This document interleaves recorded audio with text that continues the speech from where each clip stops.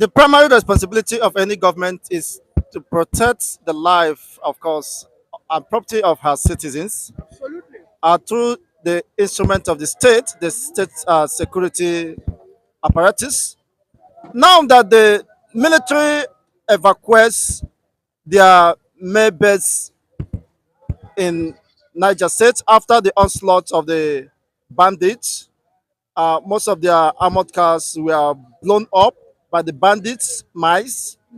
In Niger State, Siroro, the military have evacuated, of course, their main base station. And to that end, the masses, vulnerable communities, are fleeing because they knew what will happen eventually. What could that mean? That the government or the military are running away within the territorial uh, integrity or boundaries of Nigeria, running away from invaders who came to kill and destroy their supposed citizens. What an affront. What can you say about that? Well, I think the armies were the ones who invaded the lands of the bandits. If I am to correct you, Niger State is one of the homes to the bandits and the Boko Harams.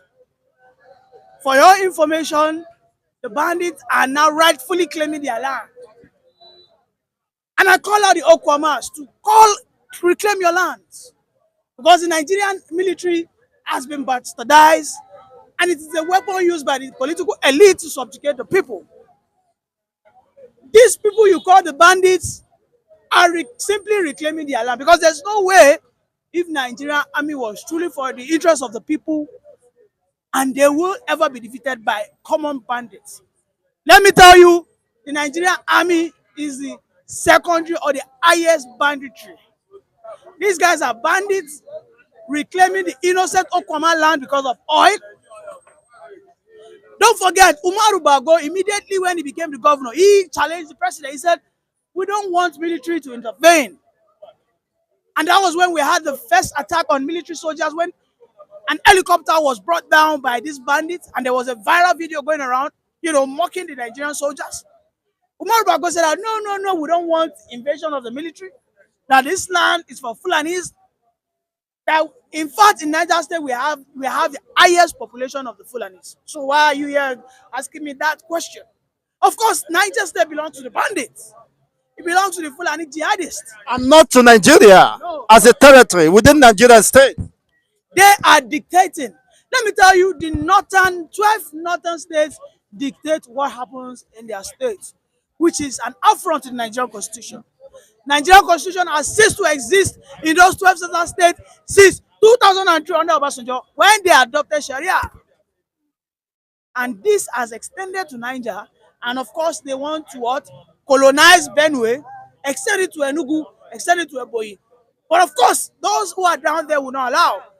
Right from Ilorin, right from Birni, what's it called? Kebi, they extended it down to Ilorin and the likes, Oyo, And this is the agenda. This is the agenda of these people. If Sharia, a proponent of the Boko Harams and the bandits, because this is the rule they live by the Sharia law. They believe that when you don't practice the 5 daily prayers, you are a keferi. They call you an infidel or they call you an atheist and you are not worthy of living. What they do is they kill you, right? The Nigerian soldiers have been chased out of their homeland, right? And the Nigerian country seems to be helpless. But you see the people in Okwama have been chased out of their homeland. So they also need to rise. And every building in Okwama was leveled. What are they doing from the bandits in the north? Evacuating all their base from the Shirodo instead of marching ahead to confront the supposed monsters called bandits. The Nigerian army cannot bite the hand that feeds her. The bandits and the Boko Haram are feeding the Nigerian army. You don't know? How? They bribe them. They give them money. They give them intelligence. The Boko Haram's bandits are extremely rich. Oh, you don't know? The Boko Haram and the bandits are in charge of illegal mining. in key northern states like Zamfara, like in Kebbi, like in Borno. In Borno, they have lithium. The bandits have access to lithium.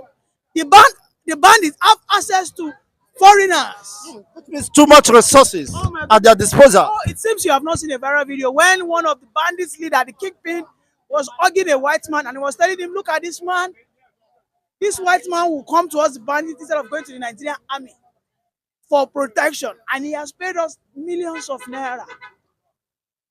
Happening all in Nigeria. Oh my goodness. Now, why are Nigerian government and the military prosecuting the Biafrans who are calling for self-determination? Haven't seen what is happening in Nigeria, that Nigerian government and the security are running away from the protection of the masses.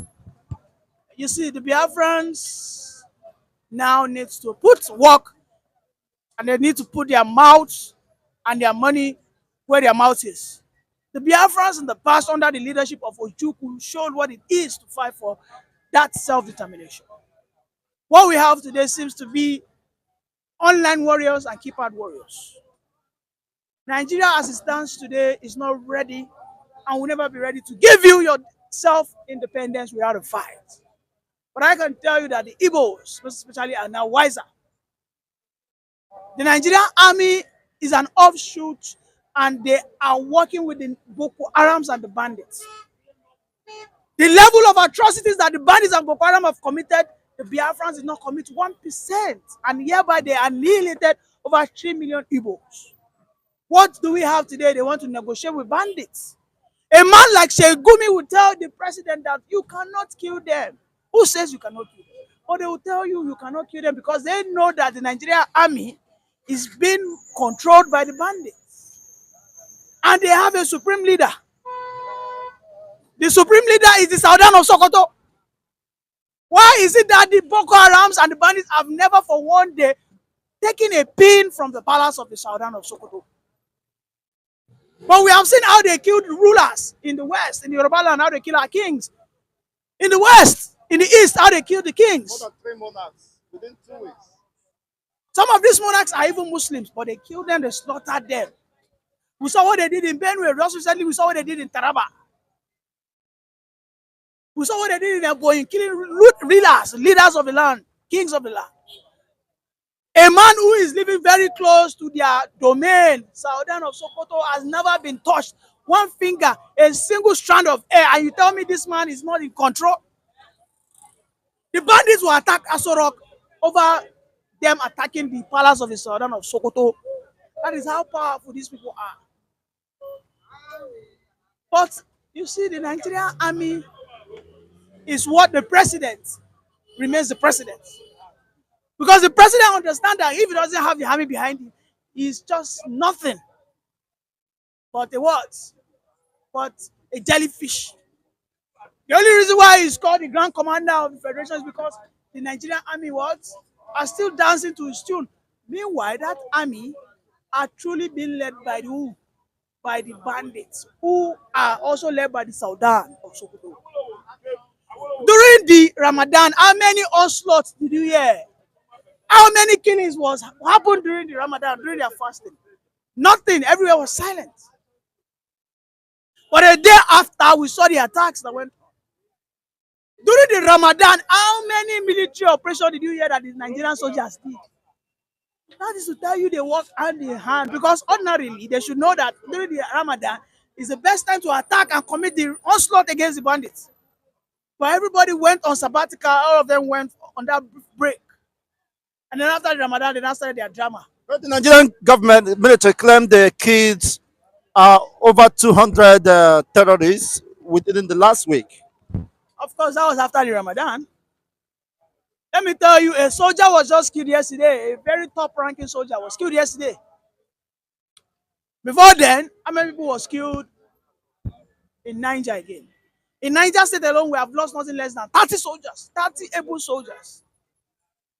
In just 2 days. Oh, listen to me. Nigerians are not in power with the bandits. If you see the weaponries, I am scared for the Northerners. I am not scared for the Westerners or the Southeasterners. because the bandits will eventually consume them. Let me tell you, the bandits now have the resources to buy drones. In no time, let me tell you, this is not a prophecy, this is just common sense. They will start attacking them with drones. Yes. If the bandits can start bringing out jets, they can start bringing down helicopters. It's just a matter of time. They start buying drones and they start telling you, we are launching a drone to attack Abuja in the next few days. And then you know what the Nigerian army will do? They'll say, Organovians, we go pay una 2 billion. Let me tell you, Nigeria is not going to succeed for as long as we have some northern states practicing Sharia. It's impossible. Nigeria will not succeed if some states will rather adopt one particular law as against what we in the southern part of Nigeria adopt. It's impossible.